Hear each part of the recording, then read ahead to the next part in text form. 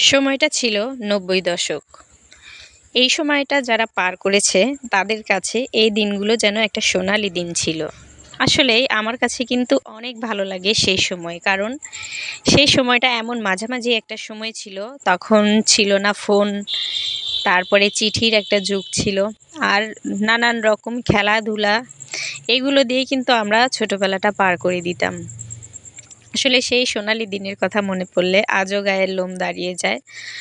মানে সোনালি দিন না বললেই নয়। কারণ দিনগুলো এতটা মাধুর্য মেশানো ছিল, কি বলবো আর।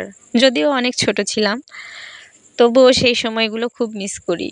যেমন নদীতে চাচাতো ভাই-বোন বা বন্ধু-বান্ধবের সাথে ঝাপাঝাপি করে গোসল, সাঁতার কেটে নদীর ওপার যাওয়া, তারপরে নদীর পাড়ে যে গাঙ্গুরার শাকগুলো, এগুলা বন্ধুদের সাথে বা ভাই-বোনদের সাথে তোলা।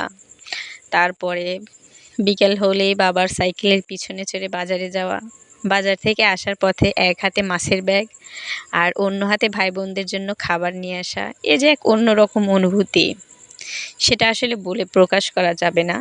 তারপরে আরও আছে, যেমন সন্ধ্যা হলেই আলিফ লায়লা দেখতে বসা টেলিভিশনে। পাড়ার সকলে এসে যেন ভিড় জমাতো। তবে আমাদের বাড়িতে টিভি ছিল না সেই সময়, আমার বড় চাচার ঘরে ছিল। তো অনেক লোক আসতো, তার মধ্যে মা যেতে দিত না। তো দেখা যেত আমরা আগে থেকেই ঘরের মধ্যে গিয়ে একটা জায়গা করে বসে থাকতাম। তারপরেও আমার মা সাথে সাথে গিয়ে বসে থাকতো, সাথে করে আবার নিয়ে আসতো, মেয়ে বলে কথা তো তাই। আসলে সেই সময়গুলো পার করে এসেছি। এখন কেন জানি না এই যুগটা আর ভালো লাগে না।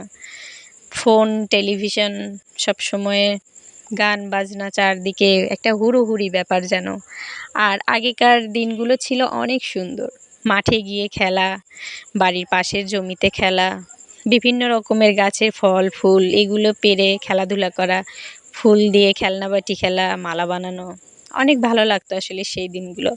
আর সবচাইতে বেশি মিস করি বাবাকে। কারণ সেই দিনগুলোতে বাবা পাশে ছিল। তার যে শাসন, তার যে আদর, এই জিনিসগুলো আর কখনোই ফিরে পাবো না জানি। তবুও তাকে অনেক মিস করি। বাবা, তুমি যেখানেই থাকো, মহান আল্লাহ তোমাকে জান্নাতবাসী করুক।